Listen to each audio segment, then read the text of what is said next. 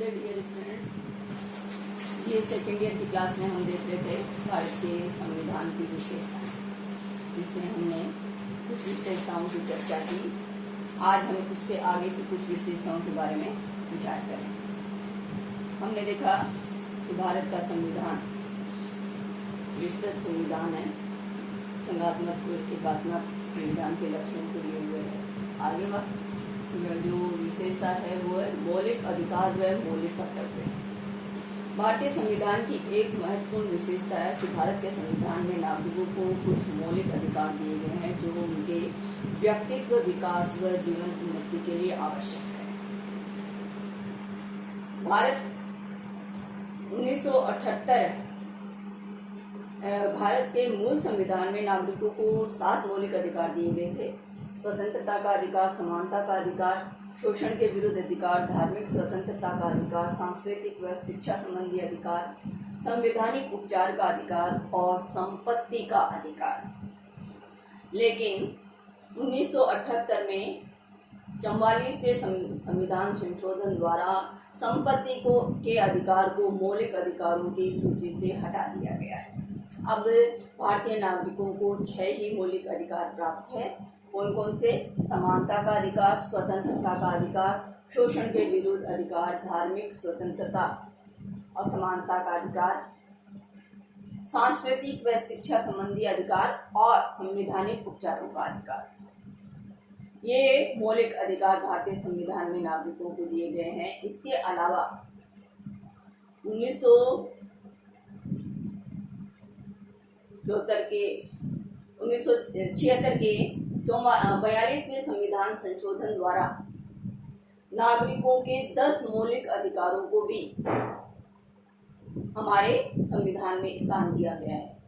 भारत के मूल संविधान में मौलिक कर्तव्यों का कोई उल्लेख नहीं था, लेकिन 1946 के 42वें संविधान संशोधन द्वारा नागरिकों के मौलिक कर्तव्य संविधान में जोड़ दिए गए हैं और अब नागरिकों के 10 मौलिक कर्तव्यों का उल्लेख भारतीय संविधान करता है। इसी तरह संविधान संशोधन अधिनियम 2002 के द्वारा एक नया कर्तव्य और जोड़ा गया है भारतीय संविधान में कि माता पिता या संरक्षक से यह अपेक्षित है कि वह अपने 6 से 14 वर्ष तक के बच्चों को शिक्षा प्रदान करें, शिक्षा का अवसर उपलब्ध करवाए। इस तरह भारत का संविधान मौलिक कर्तव्यों और मौलिक अधिकारों का उल्लेख करता है। इसकी अगली विशेषता है राज्य नीति के निर्देशक तत्व। भारतीय संविधान में राज्य नीति के निर्देशक तत्वों का भी स्पष्ट उल्लेख है। मौलिक अधिकार जहां निषेधात्मक है, यह नागरिकों के अधिकारों पर राज्य की शक्तियों को सीमित करता है, वहीं राज्य के नीति निर्देशक तत्व सकारात्मक पक्ष है। ये राज्य को कुछ विशिष्ट कार्य करने के लिए प्रोत्साहित करता है, निर्देशित करता है।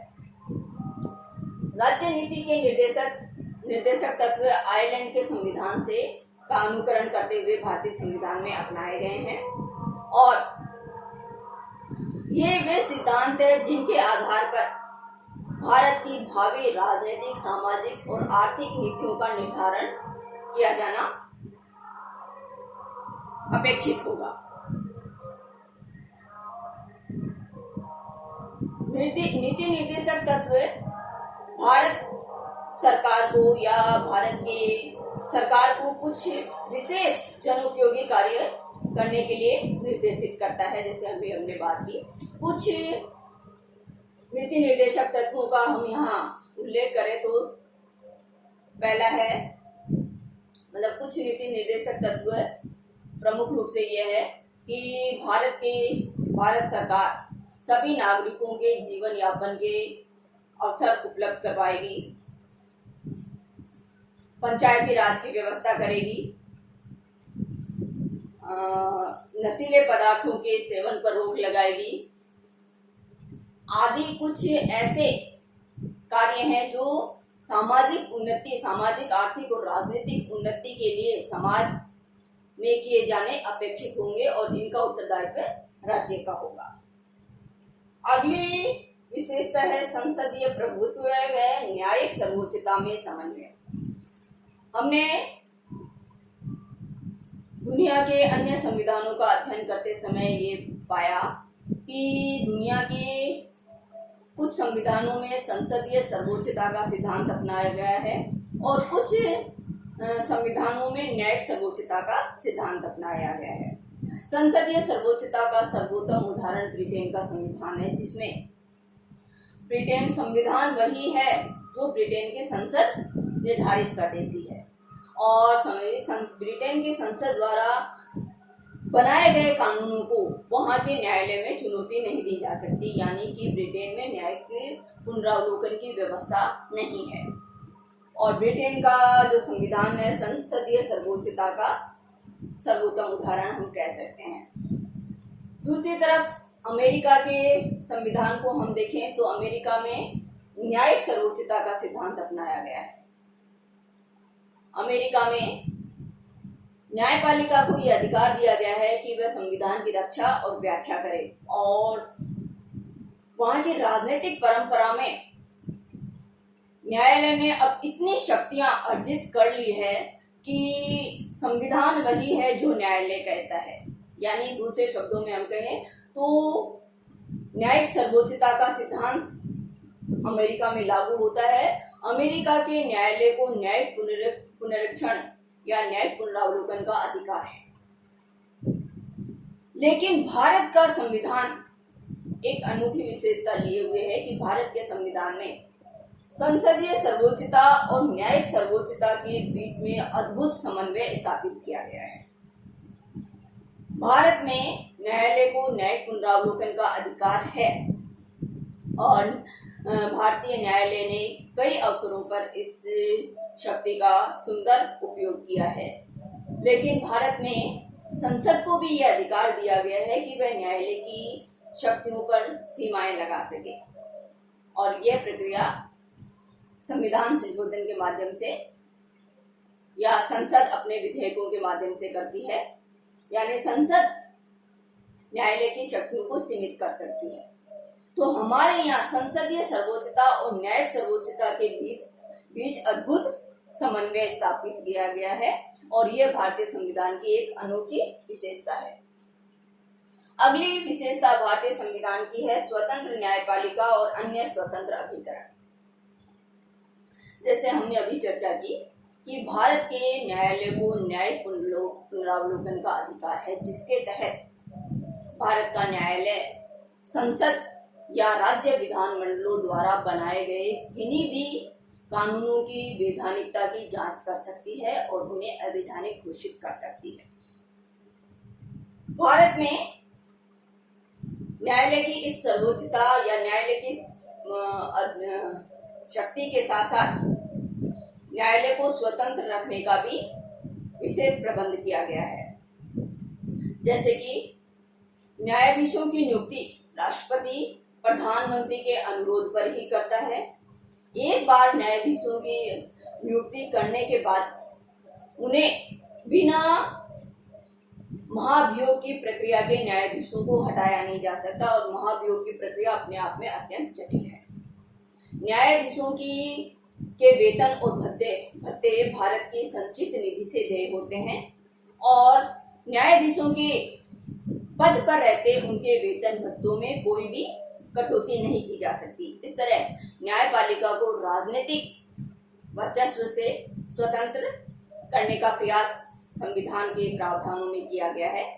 इसके अलावा भारत में कुछ अन्य संवैधानिक संस्थाओं का भी उल्लेख है या कुछ अन्य संवैधानिक संस्थाएं हैं जिनका स्पष्ट उल्लेख भारतीय संविधान में किया गया है और ये इस कारण इन्हें संवैधानिक संस्थाएं हम कह सकते हैं। ये संस्थाएं कौन कौन सी है? निर्वाचन आयोग, लोक सेवा आयोग और नियंत्रक एवं महालेखा परीक्षक। इनका स्पष्ट उल्लेख संविधान में इसलिए किया गया है कि ये संस्थाएं राजनीतिक मशीनरी से बिना प्रभावित हुए अपना कार्य निष्पक्ष और स्वतंत्र रूप से कर सके। अतः इनका स्पष्ट उल्लेख संविधान में किया गया है, यानी इन्हें संवैधानिक दर्जा दिया गया है। अगली विशेषता भारतीय संविधान की एकल नागरिकता। हमने पहले अध्ययन कर रखा है कि जहां भी संघात्मक शासन व्यवस्था होती है वहां के नागरिकों को दोहरी नागरिकता प्राप्त होती है। एक नागरिकता केंद्रीय या संपूर्ण राष्ट्र की नागरिकता, केंद्र सरकार की या केंद्र संघीय राज्य की नागरिकता हम कह सकते हैं, और दूसरी नागरिकता उस राज्य की नागरिकता जिस राज्य का वह नागरिक निवासी है। इस प्रकार संघात्मक शासन व्यवस्थाओं में दोहरी नागरिकता का प्रावधान होता है, जैसा अमेरिका या स्विट्जरलैंड के संघीय व्यवस्था में किया गया है। लेकिन भारत की संघीय व्यवस्था का एक विशेष विलक्षण लक्षण यह है कि भारत में नागरिकों को केवल इकहरी नागरिकता प्राप्त है।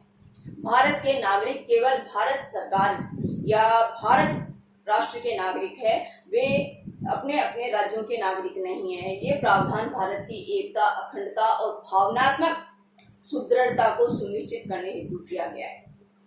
क्योंकि अगर दोहरी नागरिकता दे दी जाती है तो नागरिकों में क्षेत्र, प्रांत आदि के प्रति भावात्मक लगाव पैदा होता है और वह एक अलगाव की स्थिति पैदा कर सकता है भारत की विशिष्ट सामाजिक, आर्थिक और सांस्कृतिक परिस्थितियों में। अतः भारत के संविधान में भारत के नागरिकों को एकल नागरिकता प्रदान की गई है। अगली विशेषता है वयस्क मताधिकार तथा सांप्रदायिक प्रतिनिधित्व का अंत। भारतीय संविधान की एक और विशेषता, अनूठी विशेषता यह है कि भारत में प्रत्येक नागरिकों को वयस्क मताधिकार का अधिकार दिया गया है।